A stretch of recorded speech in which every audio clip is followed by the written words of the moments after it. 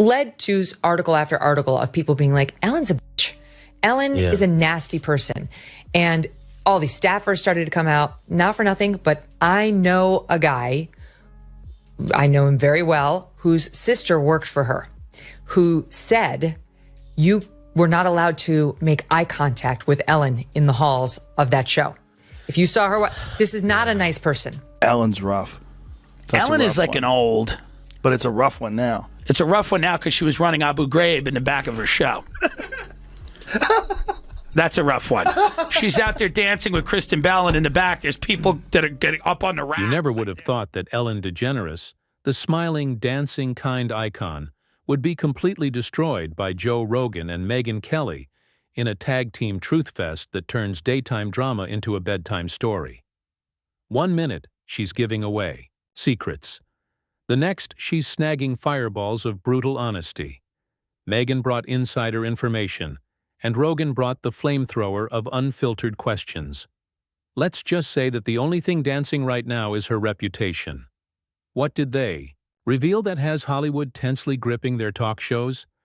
You won't believe this one. On this, this is perfect for you, because I'm seeing this week that there is an attempted comeback by somebody who did not cross one of those fateful lines of the misstepping on their sacred cows of gender or race or sexuality. Yeah. But she was said to be a nasty biatch, and that's Ellen DeGeneres. Yeah. So her show got canceled after she had this testy exchange with Dakota Johnson, where something happened where Dakota said, oh, I had this birthday party. And Ellen said, well, why didn't you invite me? You didn't invite me. And she said, like, no, I did invite you, Ellen. That's not what happened. And Ellen had blown her off and then tried to play the victim on the set with her. Anyway, it led to article after article of people being like, Ellen's a bitch. Ellen is a nasty person. Made progress with the strike. They're picketing right now, so I think it's the early stages. I would think it might take a little bit with this one. When someone crosses the writer strike, that's some dirty shit. They cross the picket line. Yeah, I haven't seen anybody doing that yet. I think Ellen did. I had a buddy of mine who was writing on Ellen. Everybody kind of knows now what she's really all about. And that's another one of those. Like, I'm so nice and I'm so sweet. Being behind. Recall the days when Ellen DeGeneres was the undisputed queen of daytime television. The perpetually happy, dancing, feel-good guru who somehow persuaded millions that kindness was her superpower?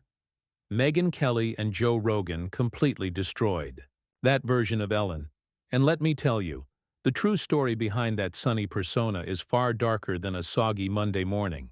Situation. Yeah. You know, people found out that Ellen was mean, and all these people came out and said, Ellen's actually a bitch. And then we're like, whoa. Yeah. Can't believe it. And she lost everything. She fell apart, disappeared, because people found out that this character that she was portraying in a half an hour on a television show is not really who she was. My buddy Greg, who was one of her writers, was like, she's a piece of shit. And he was like, The podcast king also wasn't here for the spin.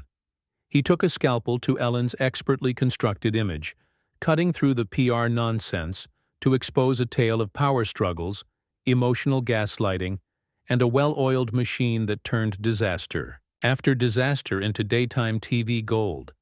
It's almost amazing, like watching a magician who is so terrible at magic that you can see the strings holding the whole thing up. A nice person. So she eventually got canceled, but now she's coming back. She's got a Netflix special. That's the right response. This is the genuine deal. Ellen's program received accolades and recognition for being a popular, upbeat show during the day, but it was allegedly a poisonous, boiling disaster behind the scenes. It would be like winning Best Family Movie for a movie that, in secret, included a horror director screaming at the actors in between takes. Her trophy cabinet must be the ideal example of all shine, no substance. Megyn Kelly found a jumble of grievances that were dismissed more quickly than a poorly delivered joke at a comedy roast. The crew was terrified to speak out for fear of being the next target of Ellen's purported rage. Since it seems that being friendly only happens while the cameras are running, even well-known guests allegedly felt uneasy, wondering whether the vivacious host was actually the boss from hell, dressed as America's favorite cheerful face.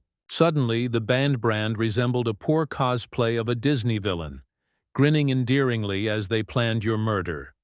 Speaking of irony, Ellen is accused of crushing the souls of those who enabled her to build an empire while promoting compassion and love. It is comparable to a vegan covertly overindulging in steak in the walk-in refrigerator. The cognitive dissonance is so great that a butter knife might cut through it. But I hadn't already known that because I had a buddy who worked for her. And he was like, she's a monster. Yeah. I didn't have a lot of, I didn't really had a lot of awareness. You probably did just from being in the business. I only did because of my buddy. Yeah. My buddy Greg, who was one of her writers, was like, she's a piece. I didn't know enough to be. If there was ever a definition of do as I say, not as I do, Ellen nailed it. When the scandal hit, Ellen's PR team scrambled so hard you'd think they were trying to win an Olympic gold in damage control. We're investigating these claims seriously and are dedicated to changing the classic corporate speak that translates to, please forget this happened.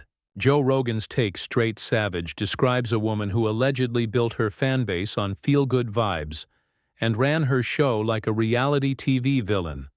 But no, if silence is golden, Ellen's silence was worth a fortune. After this exposure, she disappeared more quickly than her kindness slogan. Usually when celebrities are roasted this badly, they rush to social media with an apology or some humble brag. The Megyn not content to just make fun of Ellen, Kelly painted a harsh picture of a workplace where compassion was a front. Employee, extras, a twisted daytime drama, a costume you removed after the camera stopped filming, and grins. Here's the capper.